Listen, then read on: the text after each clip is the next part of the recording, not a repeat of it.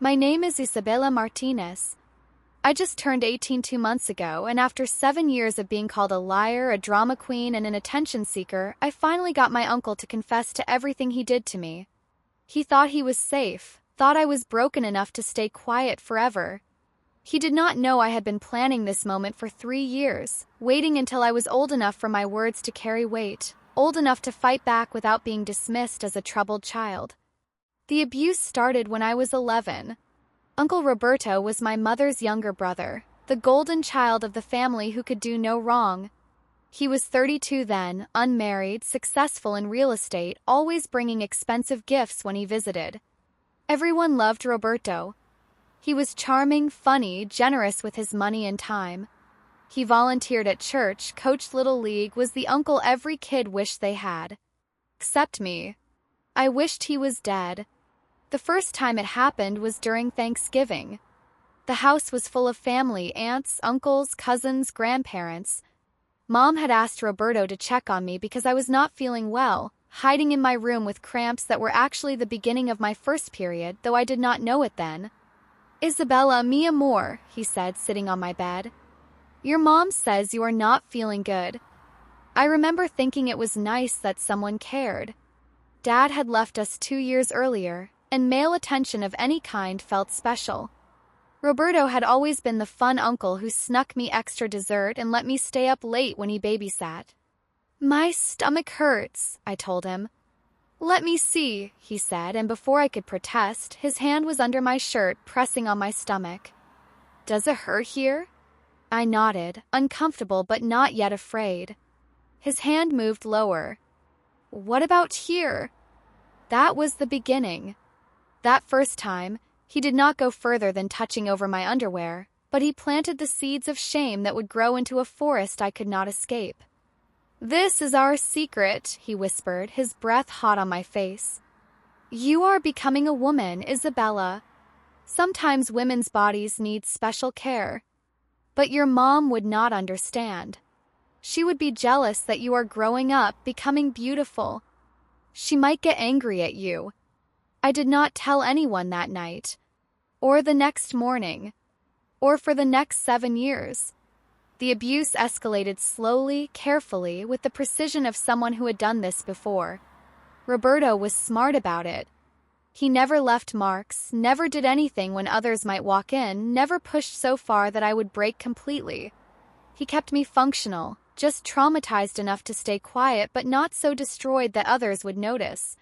He would volunteer to pick me up from school, take me to doctor's appointments, help me with homework. Everyone thought he was the perfect uncle, stepping up after my father abandoned us. Mom was grateful, always telling me how lucky I was to have Roberto in my life. "He loves you like a daughter," she would say. "You should be more appreciative." By the time I was 12, the abuse was happening weekly. He had keys to our apartment, would let himself in when Mom was at work. He knew my schedule, knew when I would be alone, knew exactly how much time he had. "You are so beautiful, Isabella," he would say, his hands everywhere they should not be. "You are special. This is how I show you are special." When I was 13, I finally tried to tell someone. Not Mom, I knew she would not believe me. Roberto had been building his defense for years, casually mentioning to family how I was going through a phase, how I was acting out because of my father leaving, how I had been making up stories at school. I told my school counselor, Mrs. Patterson. I did not use explicit words, I could not, but I tried to explain that my uncle was doing things that made me uncomfortable. She called my mother immediately. "Isabella has been saying concerning things about her uncle," Mrs. Patterson said when Mom arrived. "She seems to be implying inappropriate behavior." Mom's face went from concern to furious in seconds. "Roberto? She is saying Roberto did something inappropriate? That is what she is suggesting, yes." Mom turned to me with a look of such disgust that I knew immediately I had made a terrible mistake. "How dare you?" she hissed. "That man has done nothing but love and support you since your father left, and this is how you repay him? With lies? With trying to destroy his reputation? Mom, please, You are just like your father, she said, the worst insult she could think of. Making up stories, causing drama, destroying our family. Roberto is the only stable male figure in your life, and you want to ruin that with your attention-seeking lies? She apologized to Mrs. Patterson, explained that I had been having behavioral issues, that I was in therapy, I was not, that I had a history of lying for attention, I did not. She was so convincing that Mrs. Patterson looked at me with pity rather than concern. That night, Mom told Roberto what I had said. He came to my room after she went to bed, and for the first time I saw anger in his eyes. You tried to tell, he said, his hand around my throat, not squeezing but threatening. That was very stupid, Isabella. Now everyone thinks you are a liar. No one will believe you ever again. And if you try again, if you say one word, I will tell them about all the dirty things you asked me to do, all the ways you seduced me.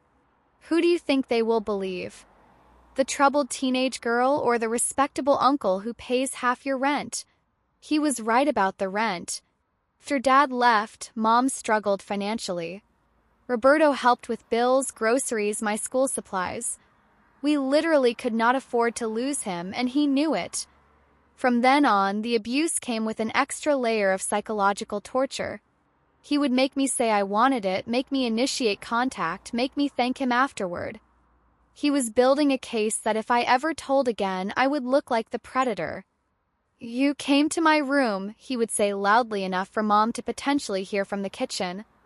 Isabella, this is inappropriate. You are my niece. Then quieter, just for me. Now beg me not to tell your mother what a whore you are. By 14, I was self-harming, cutting my thighs where no one would see. The physical pain was easier to handle than the emotional torture. At least the cuts were real, visible proof that something was wrong even if no one would listen to why. By 15, I had attempted suicide twice. Both times, Roberto was the one who found me, who saved me, who comforted my mother as she cried about her troubled daughter. It is because of her father leaving, he would tell people. She has abandonment issues. She acts out for attention. Last week, she even tried to say I was inappropriate with her. Can you imagine? The poor girl is so desperate for male attention, she is creating fantasies. He had crafted the perfect narrative. I was the mentally ill teenager making false accusations. He was the saint who continued to support us despite my lies. Every family member, every friend, every teacher believed his version. The abuse continued, got worse even. He became bolder, knowing I was thoroughly discredited. He would touch me in the same house as my mother, sometimes with her in the next room. He knew I could not scream, could not fight, could not do anything that would make noise because no one would believe me anyway. Your mother is right there, he would whisper during family dinners, his hand under the table. You could tell her right now. But we both know what would happen, do you not? When I was 16, I made one more attempt to get help. I went to the police station alone, sat with a female officer, and told her everything. Every detail, every incident I could remember. She took notes, looked sympathetic, said she would investigate. 2 days later, she called my mother. Mom and Roberto came to the station together. He was calm, concerned, the perfect worried uncle. He had brought my psychiatric records, forged documents suggesting I had been diagnosed with borderline personality disorder, that I had a history of false accusations, that I was attention-seeking and prone to elaborate lies. I love my niece, he told the officer, but she is sick. Her father abandoned her, and she is fixated on me as some kind of replacement. It is heartbreaking, but we are getting her help. The officer believed him. Why would she not? He had documents, character references from priests and teachers, a whole story that made sense. I was just a troubled teenager with self-harm scars and a history of suicide attempts. You need help, the officer told me gently, but not the kind we can provide. Please get therapy, Isabella. False accusations can ruin lives. In the car ride home, Roberto drove while Mom screamed at me. You tried to have him arrested? Your uncle? The only person who has been there for us? What is wrong with you? He has been raping me since I was 11, I said flatly, beyond caring about consequences. The slap came hard and fast, Mom reaching back from the passenger seat to hit me. Do not you ever say that word about him again. Ever. You are sick, Isabella. You are a sick, twisted girl who needs serious help. Roberto said nothing, just watched me in the rearview mirror with a small smile. That night, the abuse was the worst it had ever been. He was punishing me for trying to escape, making sure I understood that there was no way out, no one who would believe me, nowhere to run. You are mine, he said. You have always been mine. And everyone knows you are a liar now, so you might as well accept it. I did accept it for a while. I stopped fighting, stopped resisting, stopped hoping. I became a shell of a person, going through the motions of life while feeling nothing. My grades dropped, I quit all my activities, I stopped talking to friends. Everyone assumed it was depression from my mental illness. But something changed when I turned 17. Maybe it was knowing that 18 was coming, that legal adulthood meant something even if my words meant nothing. Maybe it was seeing a news story about another girl who had recorded her abuser and gotten justice. Maybe it was just survival instinct finally kicking in. I started planning. First, I needed to rebuild my credibility. I started therapy with Dr. Santos, a therapist I chose specifically because she specialized in trauma and believed in believing victims. I never told her about Roberto directly. I knew she would be mandated to report, but I worked on healing what I could, on becoming stable enough to be believable. I improved my grades, rejoined activities, started acting normal again. Everyone was so relieved that I was getting better that they did not notice I was actually getting stronger. I researched recording laws in our state. Single-party consent, meaning I could legally record conversations I was part of. I bought a voice recorder app for my phone, tested it over and over to make sure it would work when I needed it. I also started keeping a detailed journal, hidden in a safety deposit box I got with money saved from a part-time job. Dates, times, details of abuse, photos of any marks he accidentally left. Evidence that could corroborate whatever confession I might get. Most importantly, I started playing a role with Roberto. I became compliant, stopped fighting, even acted like I was developing Stockholm Syndrome. I let him think he had won completely, that I was broken beyond repair. You are being so good lately, he said one day, suspicious of my lack of resistance. Why? I am tired of fighting, I told him, making my voice small and defeated. You were right. No one believes me anyway.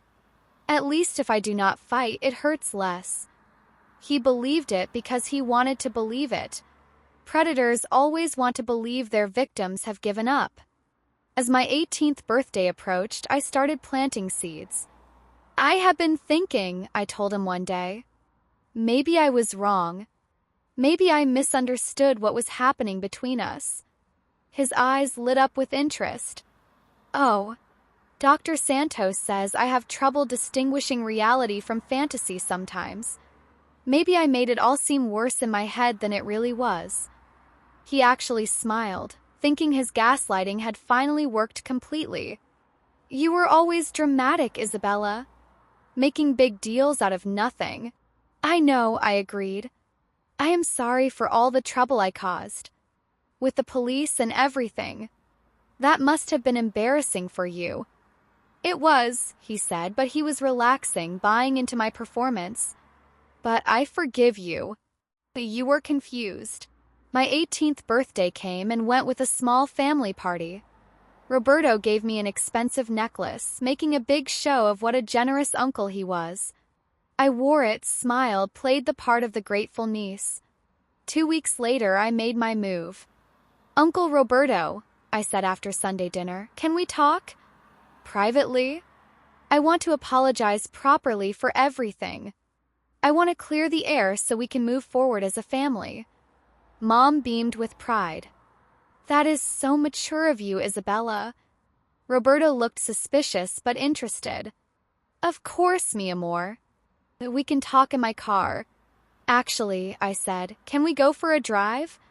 I feel like I need to say this somewhere neutral, not in the house. Maybe the park?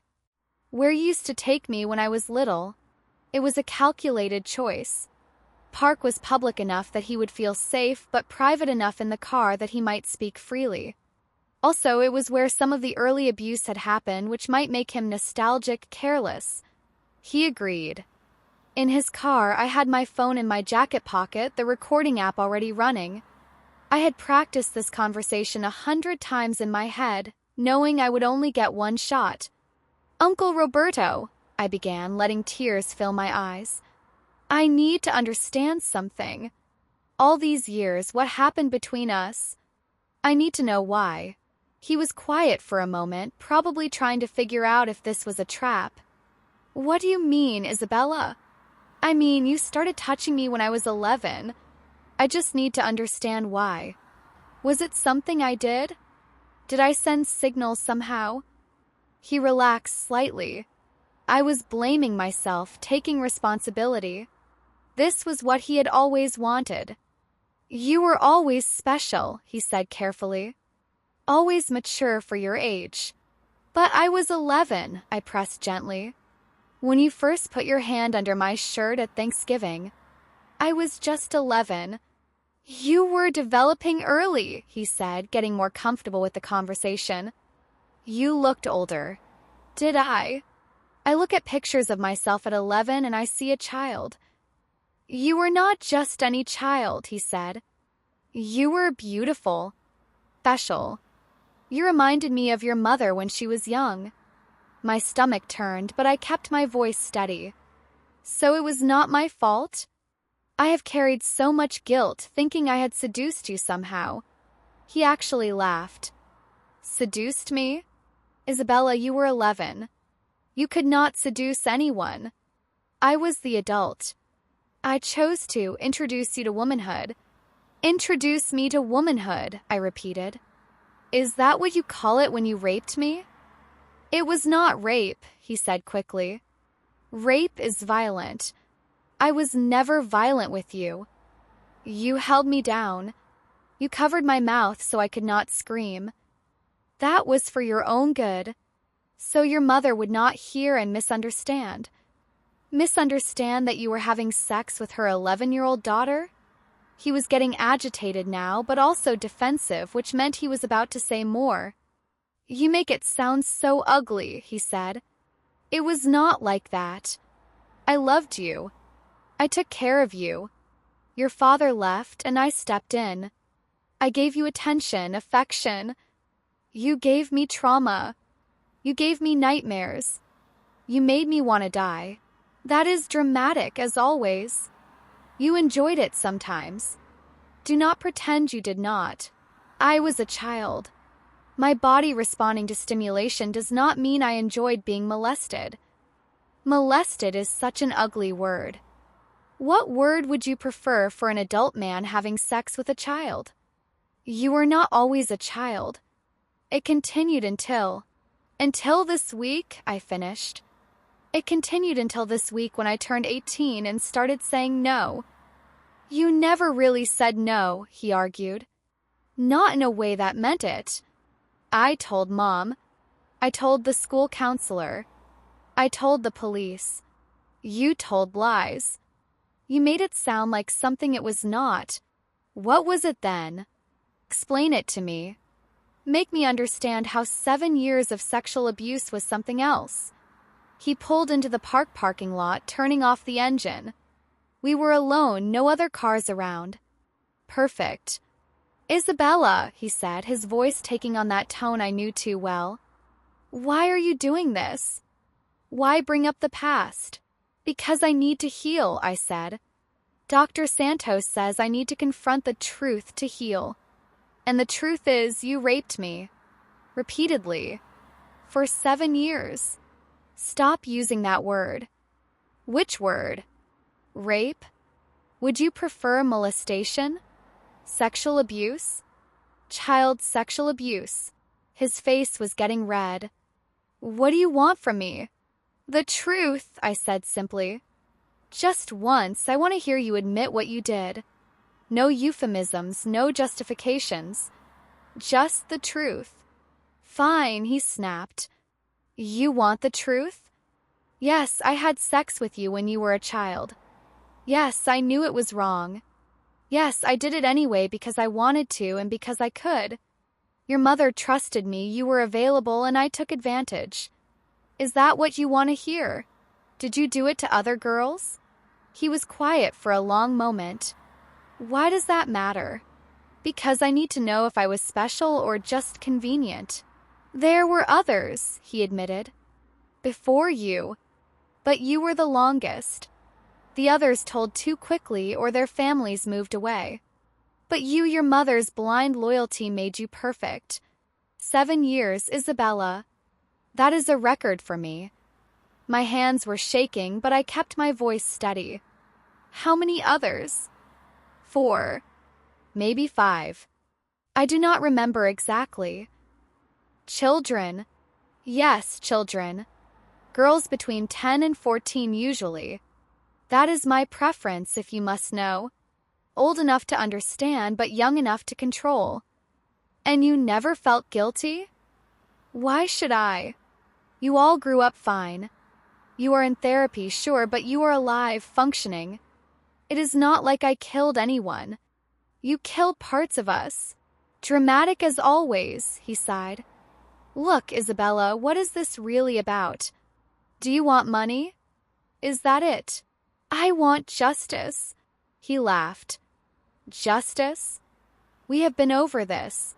No one believes you. Your own mother thinks you are a pathological liar. The police have a file on your false accusations. There is no justice for you. Maybe not legal justice, I agreed. But there are other kinds. What is that supposed to mean? It means I wanted you to admit it. All of it. On record. His face went pale. You are recording this? Every word. He lunged for me then, trying to grab my phone, but I was ready. I had my hand on the door handle and was out of the car before he could reach me. I ran toward the main road where I had arranged for my friend Maria to be waiting. You little bitch, he screamed, getting out of the car. Give me that phone. No, I called back, still recording. And if you come near me, I will stream this live on Facebook right now. Everyone will hear what you just admitted. He stopped, calculating his options. That recording is illegal, he tried. You cannot use it. Single-party consent state, I said. I looked it up. Completely legal. Your mother will never believe it. She will say you faked it somehow. Maybe. But your other victims might come forward when they hear it. Their families might believe it. Your employer might have questions. Your church might wonder why you work with the youth group. He was panicking now. Isabella, please. Let us talk about this. I am sorry, okay? I am sorry for everything. Too late for sorry. Maria's car pulled up and I got in quickly. Isabella! Roberto shouted. Do not do this. You will destroy the family. You destroyed me first, I called back as we drove away. That night, I sat in my room with the recording, trying to decide what to do. I had what I needed, his confession, but using it would destroy everything. Mom would either have to face that she had failed to protect me or double down on calling me a liar. The family would implode. Roberto might go to jail, but the collateral damage would be enormous. I decided to sleep on it. The next morning, Mom was making breakfast when Roberto showed up. He looked haggard, like he had not slept. Maria, he said, we need to talk. Isabella and I had a conversation yesterday, and I think there have been some misunderstandings over the years. Mom looked between us, confused. What kind of misunderstandings? I think, Roberto said carefully, that Isabella may have experienced some things differently than I intended. I want to make things right. It was not an admission, but it was something. He was scared. Isabella, Mom said, turning to me. What is he talking about? I pulled out my phone. Do you want to hear it, Mom? Do you really want to know the truth? There is no truth beyond what I already know, she said firmly. You are a troubled girl who has made up stories about your uncle. Then you will not mind listening to this, I said and hit play. Roberto's voice filled the kitchen. Yes, I had sex with you when you were a child. Yes, I knew it was wrong. Yes, I did it anyway because I wanted to and because I could. Mom's coffee mug slipped from her hand, shattering on the floor. The recording kept playing. His admission about other girls. His explanation that my mother's loyalty made me perfect. His complete lack of remorse. When it ended, the kitchen was silent except for Mom's ragged breathing. That is fake, she whispered. You faked that somehow. AI or. It is real, Maria, Roberto said quietly. It is my voice. My words. Mom looked at him in horror. You actually... She was 11, I said. 11 years old when he started. And you called me a liar. You hit me for trying to tell you. You let him continue for 7 years because you refused to believe me. Mom collapsed into a chair, sobbing. I did not. I could not. Roberto, how could you? I am sick, he said, trying a new angle. I need help. I have a problem. You are a pedophile, I said flatly. And a rapist. And you have 4 or 5 other victims out there. Isabella, please, he begged. We can handle this as a family. I will get therapy. I will stay away. Just do not involve the police. Like when I tried to involve them at 16 and you had fake psychiatric records saying I was crazy? Mom looked up sharply. Fake records? I never had borderline personality disorder, Mom. He created those documents to discredit me. The full scope of the betrayal was hitting her. Her brother, who she had defended so fiercely, had not just abused me but had orchestrated an elaborate cover-up that she had participated in. All these years, she whispered. All the times you tried to tell me. Oh God, the suicide attempts. You were trying to escape him. Yes. And I gave him keys. I left you alone with him. I told him when you would be home alone. She was hyperventilating now. I delivered you to him. You did not know, I said, though the words tasted bitter. I should have known. I should have believed you. My baby, my little girl, I am so sorry. Roberto tried to edge toward the door, but I held up my phone. I have already uploaded this to the cloud and sent copies to 3 friends. If I do not check in every hour, they have instructions to send it to the police, the news, and everyone in your contact list. So do not even think about trying to silence me. He stopped, defeated. What do you want? He asked. I want you to turn yourself in, I said. Today. I want you to confess to the police, plead guilty, and give them the names of your other victims so they can get justice too. That is not happening. Then I released the recording. Isabella, Mom said, standing up shakily. Let me handle this. Roberto, you are going to do exactly what she says, or I will kill you myself. Maria. Shut up, she snarled, and I had never heard such venom in her voice. You touched my baby. You raped my daughter while I defended you. You made me an accomplice to her torture. You are lucky I do not have a gun right now. You would not. Mom grabbed a knife from the counter. Would I not? You destroyed my daughter. You made me betray her over and over. Give me one reason why I should not end you right now. Roberto backed against the wall, genuinely frightened for the first time I had ever seen. Because Isabella needs you free, not in prison for murder, he said desperately.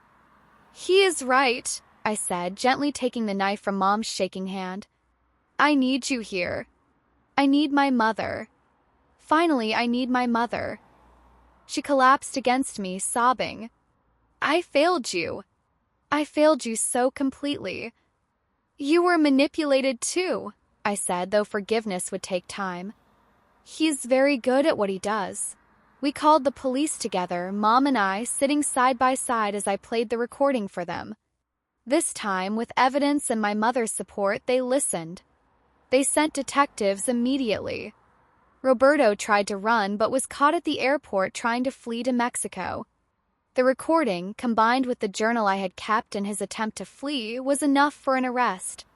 During the investigation, 2 of his other victims came forward. One was my cousin Sophia, who had been too terrified to speak up. The other was a girl from his church whose family had moved away suddenly when she was 13. Now we knew why. Trial was brutal. Roberto's lawyer tried everything, claiming the recording was coerced, that I was an adult with mental health issues, that the statute of limitations had passed for some of the abuse. But the prosecution had built a solid case. The recording was legally obtained. My detailed journal corroborated dates and incidents. The other victims' testimonies showed a pattern. Mom testified too, admitting her failure to protect me, describing how Roberto had manipulated her into disbelieving her own daughter. It was the hardest thing she had ever done, admitting publicly that she had failed as a mother. "I chose my brother over my daughter," she said on the stand, tears streaming down her face. "Isabella tried to tell me for years, and I called her a liar. I participated in her abuse by enabling him. I will never forgive myself." Roberto was convicted on multiple counts of child sexual abuse, rape of a minor, and creating false documents. He was sentenced to 40 years in prison, eligible for parole after 25. It was not enough for what he had done, but it was something. The family exploded as expected. Some relatives blamed me for destroying the family and not handling it privately. Others were horrified that they had not seen the signs. My grandmother had a heart attack when she found out what her son had done. But I was free. For the first time since I was 11, I was free. The healing was not instant or easy. I continued therapy, now able to be completely honest about what had happened. PTSD, complex trauma, depression, anxiety. I had an alphabet soup of diagnoses, but at least now we could treat the real problems, not the fictional ones Roberto had created. Mom and I went to therapy together too, working through the betrayal, the guilt, the complicated feelings of love and resentment. Our relationship would never be what it could have been if she had believed me, but we were building something new from the ashes. "I dream about it," she told me one session. "All the times I could have stopped it if I had just listened. All the signs I ignored. The way you would freeze when he came over. How you begged not to be left alone with him. We cannot change the past," our therapist said. "We can only move forward." Moving forward meant rebuilding everything. I had to learn to trust my own perceptions again after years of being called a liar. I had to learn that my body was mine, that I had the right to say no, that consent was not just a word but a practice. I started college a year late, majoring in criminal justice with a focus on victim advocacy. I wanted to help other girls like me, the ones who were not believed, the ones whose abusers were too smart or too connected to get caught. In my victim impact statement, which I read at Roberto's sentencing, I said, "For 7 years you stole my childhood, my innocence, my voice. You made me believe I was crazy, that my own memories were lies. You turned my mother against me and made me an orphan in my own home. But you did not break me. I survived you. I outsmarted you. And now everyone knows what you are. Your other victims know they were not alone. Future victims are safe from you. I may have lost my childhood, but I won my freedom. And that recording, that confession you gave thinking I was still your victim, became the key to my liberation." Roberto did not look at me during the statement. He kept his head down, perhaps finally feeling shame, or maybe just sorry he got caught.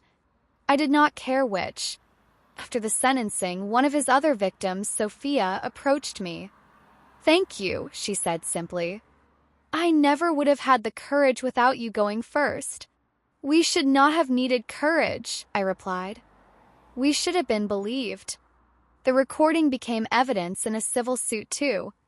We sued Roberto for damages, and though he had hidden most of his assets, we were awarded enough for me to pay for college and therapy.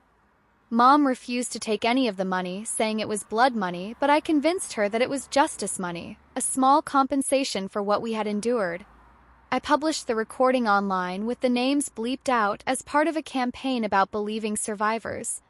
It went viral, sparking conversations about how predators groom not just their victims but entire families, how they create narratives that protect them, how they weaponize love and loyalty. Some people criticized me for ambushing Roberto, for pretending to forgive him just to get the confession. But I had tried the truth for 7 years. I had reported him, begged for help, attempted suicide to escape. The recording was not an ambush, it was my last resort. Dr. Santos, my therapist, helped me understand that what I did was not manipulation but strategy. You used his own tactics against him, she explained. He had been recording things too, creating false documents, building a narrative. You simply created a true record to counter his false one. Mom struggled with her guilt more than I struggled with my trauma sometimes. She joined a support group for parents whose children had been abused, facing the hard truth of her complicity. I was not just a bystander, she said in one session I attended with her. I was an active participant in silencing my daughter. I chose to believe my brother over my child because it was easier, because accepting the truth would have meant accepting my own failure. The group leader, herself a mother who had failed to protect her child, said something that stuck with us both. We cannot change what we did not see, did not believe, did not stop. But we can bear witness now. We can believe now. We can protect others now. Mom took that seriously. She started volunteering at a domestic violence shelter, specifically working with mothers who were struggling to believe their children's disclosures. She would tell them our story, show them how her disbelief had enabled years of abuse, beg them not to make her mistakes. Your child is not lying, she would say. Even if the story seems impossible, even if the accused seems innocent, even if it is easier to deny it, your child is not lying. Children do not make up sexual abuse.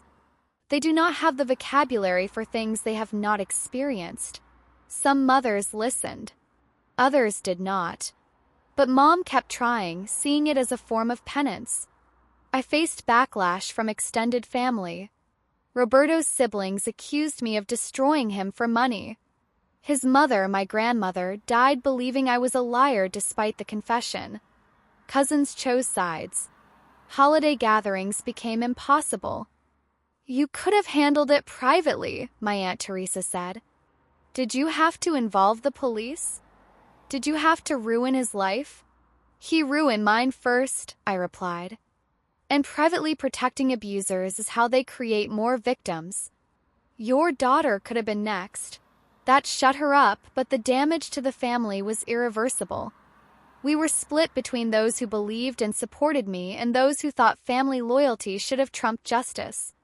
I learned that this was common.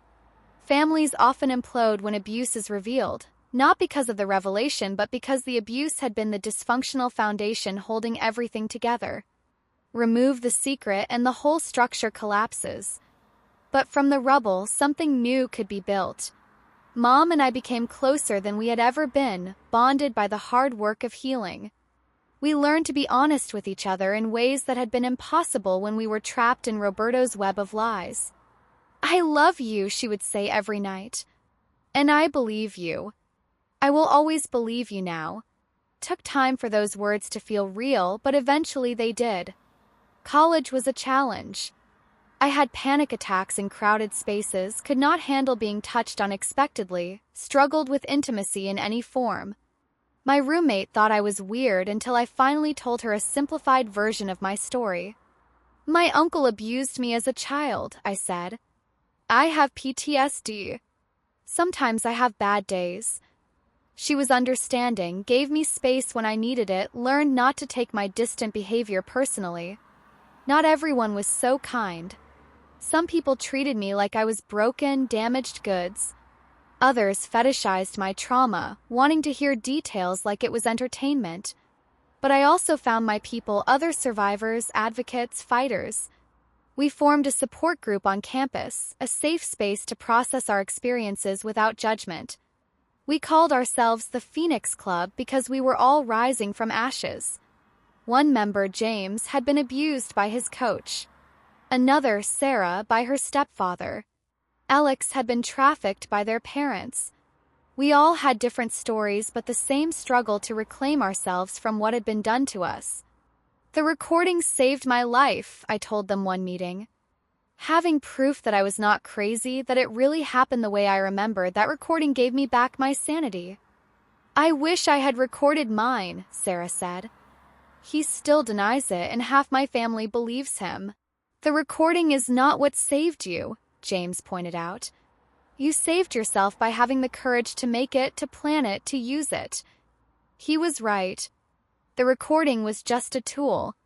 The real power was in deciding I deserved to be believed, that my truth mattered, that I would not let Roberto's version of reality stand. I started speaking publicly about my experience, sharing the story at conferences, schools, survivor gatherings. Every time, someone would approach me afterward with their own story of not being believed, of being called a liar, a family choosing the abuser. How do you forgive your mother? Was a common question. Forgiveness is a process, not a destination, I would answer. Some days I forgive her completely. Other days I am angry. Both are valid.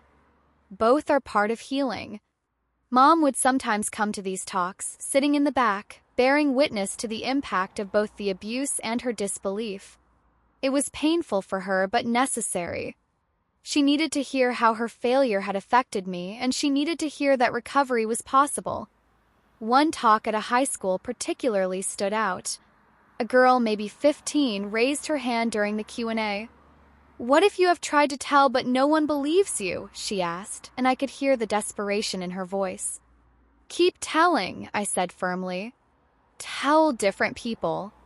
Tell mandated reporters. Document everything. Write it down, date it, take pictures if there are marks. Create a record that cannot be denied. And know this, even if no one believes you now, someday you will be old enough to be heard. Do not give up. After the talk, she lingered until everyone else had left. "It is my stepbrother," she whispered. "My mom says I am jealous of him, making things up for attention." I gave her my card, connected her with resources, made sure she knew she was not alone. 3 months later, I got an email. She had recorded him admitting it, just like I had done with Roberto. Her mother finally believed her. He was arrested. "You saved my life," she wrote. "You saved your own life," I wrote back. "I just showed you it was possible." This became my life's work, showing others it was possible. I got my degree in criminal justice, then a master's in social work. I specialized in cases of familial sexual abuse, particularly those involving disbelief and gaslighting. I developed training programs for police on how to recognize when families are protecting abusers. I created protocols for schools on how to respond to disclosures when parents do not believe. I wrote guidelines for therapists on how to support clients whose reality has been systematically denied. The recording of Roberto became a teaching tool, with permission from the court. Law enforcement training programs used it to demonstrate how perpetrators admit guilt when they think they are safe. Psychology classes analyzed the grooming and gaslighting techniques Roberto described. Social work programs used it to teach about family dynamics that enable abuse. Each time it was played, I felt both re-traumatized and empowered. Re-traumatized because I could still hear the 11-year-old girl I had been, confused and afraid. Empowered because I could also hear the 18-year-old I became, strategic and determined. Roberto tried to appeal his convictions several times. Each time, the recording was played in court again. Each time, his own words convicted him anew. He finally stopped appealing after 5 years, perhaps accepting that there was no explaining away his own confession. I heard through the prison victim notification system that he had been attacked by other inmates. Apparently, child molesters do not fare well in prison. I felt no sympathy. He was experiencing a fraction of the powerlessness and fear he had inflicted on multiple children. Mom and I wrote a book together about our experience, The Price of Disbelief, a mother and daughter's journey from betrayal to healing. It was brutal to write, requiring us to relive every moment of both the abuse and the years of disbelief. But it was also cathartic, putting our story into words that could help others. The book became a bestseller, not because our story was unique, but because it was common. Thousands of families contacted us with similar stories: children not believed, mothers who enabled abuse through denial, predators who manipulated entire family systems. We donated most of the proceeds to organizations that support child sexual abuse survivors, particularly those whose families did not believe them. We also funded a legal clinic that helped survivors in single-party consent states legally record their abusers. Is it entrapment? Critics would ask about the recording strategy. Entrapment is when law enforcement induces someone to commit a crime they would not otherwise commit, I would respond. This is survivors getting confessions for crimes already committed. There is a difference. Some people remained uncomfortable with the idea of survivors tricking their abusers into confessing. But those people had usually never been disbelieved, never had their reality denied, never been called a liar when speaking their truth. You do what you have to do to be believed, I would tell them. When the system fails you, when your family fails you, when everyone fails you, you create your own evidence. I dated cautiously in my 20s, always upfront about my history. Some men ran immediately. Others tried to save me. A few fetishized my trauma. But eventually I met David, a fellow survivor who understood without explanation why certain things were difficult for me. Our relationship was built on radical honesty and consent. We negotiated every aspect of physical intimacy, communicated constantly about triggers and boundaries, created a relationship that felt safe for both of us. I love you came slowly, carefully, with the weight of knowing how love had been weaponized in both our pasts. When we married, it was a small ceremony with chosen family, fellow survivors, advocates, the friends who had stood by us. Mom walked me down the aisle, both of us crying for different reasons. I wish I had protected you, she whispered. You are protecting others now, I reminded her. That matters.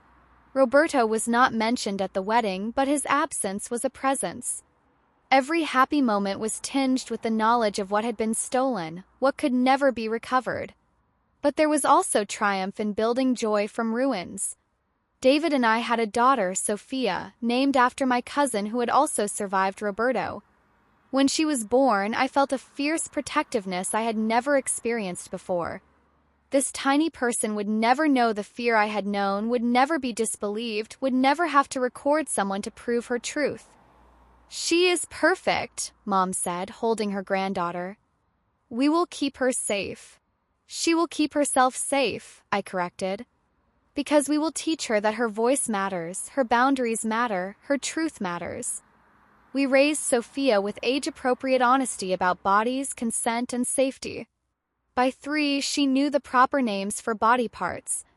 By 5, she knew that no one should touch her in ways that made her uncomfortable.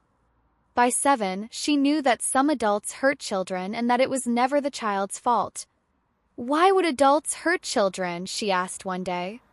Because some adults are sick in their minds, I explained. They make bad choices. But there are many more adults who protect children, who believe children, who keep children safe. She accepted this with the matter-of-fact way children accept difficult truths when presented honestly. When Sophia was 10, almost the age I was when Roberto started abusing me, she came home from school upset. My friend Emma says her uncle makes her feel weird, she said. She says he hugs her too long and tries to kiss her on the mouth. My blood ran cold, but I kept my voice calm. What did you tell Emma? I told her to tell her mom. But she says her mom will not believe her because her uncle is really nice to everyone. What else did you tell her? I gave her your card, Sophia said proudly. The one that says you help kids who are not believed. Was that okay? I hugged my daughter tight. That was perfect, baby. You did exactly right. Emma's mother called me that night, angry at first that I had put ideas in her daughter's head. But when I explained my history, when I told her about the years of disbelief, when I shared what that had cost me, she went quiet. You think Emma is telling the truth? She asked finally. Children do not lie about these things, I said. They might not have all the vocabulary, they might not understand what is happening, but they do not make up abuse. Emma's uncle was investigated. Other children came forward. He was arrested. Another predator stopped because one child spoke up and was believed. "You saved her," Emma's mother said to me later. "No," I said. "You saved her by believing her. And Sophia saved her by taking her seriously. And Emma saved herself by speaking up." This is how change happens, one believed child at a time, one recording at a time, one broken cycle at a time. Roberto died in prison when I was 35. Heart attack, the official cause. I felt nothing at first, then relief, then a strange grief, not for him but for the uncle he should have been, the family we should have had, the childhood that was stolen. Mom and I went to his grave once, not to mourn but to confirm he was really gone. "I hate him," she said simply. "I will hate him forever for what he did to you." "Hate gives him power," I replied. "I prefer indifference." But that was not entirely true. I did hate him, would always hate him. But I hated what he represented more, the system that protected him, the family that enabled him, the culture that disbelieved me. So I channeled that hate into action. Every survivor I helped was a victory over Roberto. Every child believed was a defeat of his legacy. Every recording that exposed an abuser was proof that predators could not hide forever. 40, I received a call that changed everything. The FBI had found videos on Roberto's computer, seized during the original investigation but only recently fully analyzed due to backlog. Videos of me starting from age 11. Videos of the other girls. He had recorded his crimes, creating his own evidence. "We need your permission to use these in other cases," the agent said. Several of the girls were never identified. Their families never knew. We could bring them closure.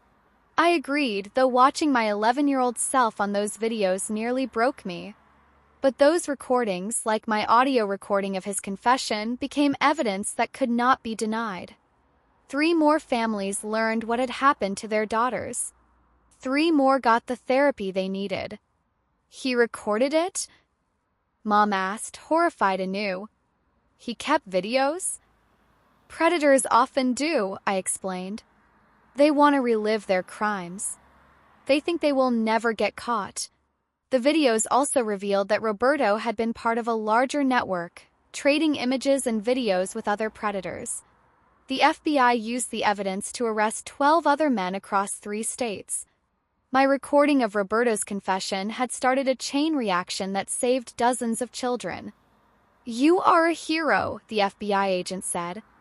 "I am a survivor," I corrected, who got lucky with evidence. But there was something validating about knowing Roberto had also been recording. All those years when I was called a liar, he had been creating proof of his crimes. The truth had always existed, it just took time to surface. I use this revelation in my work, telling survivors the truth always exists, even when it is hidden. Your abuser knows what they did. You know what happened. That truth is real, with or without external proof. Now at 42, I run a foundation called Voices Verified that helps survivors legally record their abusers, document their abuse, and create evidence that cannot be denied. We provide legal advice, recording equipment, and support through the process. We have helped hundreds of survivors get confessions, create evidence, find justice. Not all of them use the recordings in court. Some just need to hear their abuser admit it, need that validation that they were not crazy, not lying, not making it up. Mom, now in her 60s, works with me. She has become an expert in recognizing the signs of disbelief, the patterns of enabling, the dynamics that protect predators. She can spot a protective parent from across a room, knows exactly what to say to break through denial. "Your child is telling the truth," she says with the authority of someone who learned too late. I did not believe my daughter for 7 years. It nearly killed her and destroyed me. Do not make my mistake. Sometimes it works. Sometimes parents choose to believe. Sometimes children are protected. Victory feels like redemption, though nothing can truly redeem those 7 years of disbelief. Sophia is in college now, studying law with a focus on victims' rights. She grew up surrounded by survivors, advocates, fighters. She sees the work not as tragic but as triumphant, people reclaiming their voices, their truth, their power. "You turned trauma into purpose," she told me recently. "That is the ultimate victory. David and I have built a life that Roberto could never have imagined for me, stable, loving, safe. We have raised a daughter who knows her worth. We have helped hundreds of others find freedom. We have turned his weapon recording into our tool of liberation." The recording of Roberto's confession has been heard by thousands now, in trainings, documentaries, courtrooms. Each time it plays, his words convict him anew. "Yes, I had sex with you when you were a child. Yes, I knew it was wrong." Those words, which he spoke thinking I was still his victim, became the key to freedom for so many. They proved that predators do know what they are doing. They proved that children do not lie about abuse. They proved that with the right strategy, even the smartest abuser can be exposed. I still carry my phone with a recording app ready, a habit from those years of needing proof. I document important conversations, save significant messages, create a paper trail of truth. Some might call it paranoid. I call it prepared. 'Cause I learned young that without evidence, victims are not believed. Without proof, predators are protected. Without recordings, truth can be denied. But with that one recording, everything changed. I think about 18-year-old me sometimes, sitting in Roberto's car, terrified but determined. She had no guarantee the recording would work, no certainty she would be believed even with evidence. But she tried anyway, because the alternative was accepting a lifetime of being called a liar. She could not have imagined this life, the foundation, the hundreds helped, the family built from ashes. She just wanted to be believed, to have one person say, "I hear you. I believe you. It was not your fault." Now I get to be that person for others. Every day I tell survivors, "I believe you. It was not your fault. Your truth matters." And sometimes when they are ready, I help them get their own recordings, their own proof, their own undeniable evidence that they are not liars, not crazy, not making it up.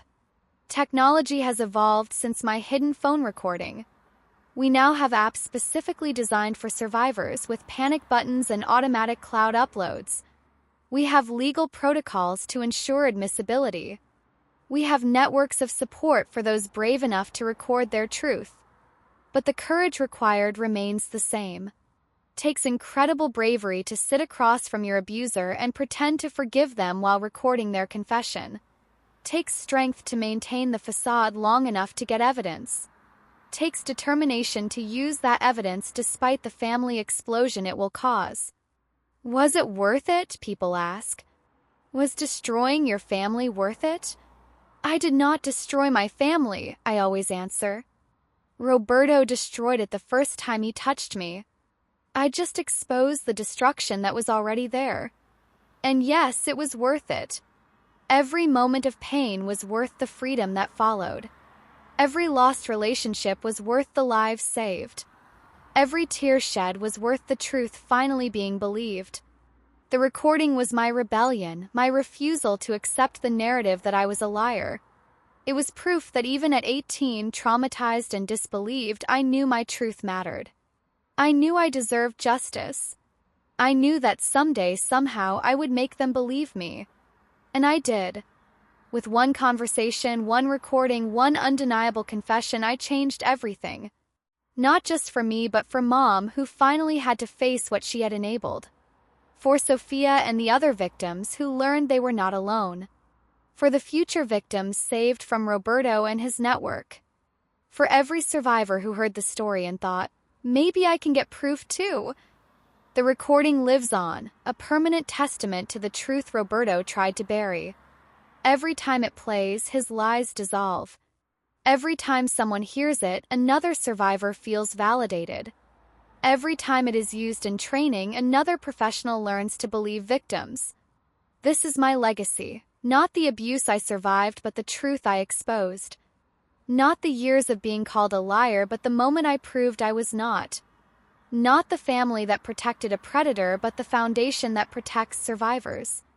Roberto thought he had stolen my voice when I was 11. He thought he had silenced me forever with threats and gaslighting and family disbelief.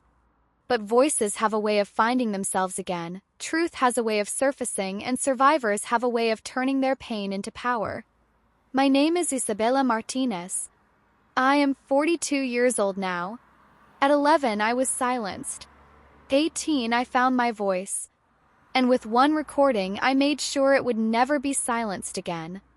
To every survivor reading this who has been called a liar, your truth exists whether others believe it or not. Your memories are real. Your pain is valid. And someday, somehow, the truth will surface. It always does. Keep speaking. Keep fighting. Keep recording if you can. Because your voice matters. Your truth matters. And you deserve to be believed. The recording proved that. And now, decades later, it continues to prove it every single day. Thank you for listening to my story. I have left 2 more stories on your screen. Click on whichever one resonates with your heart. And if you want to join our sisterhood of survivors who refuse to stay silent, that notification bell is your invitation. Until tomorrow, remember, your voice is your power, and it is never too late to use it.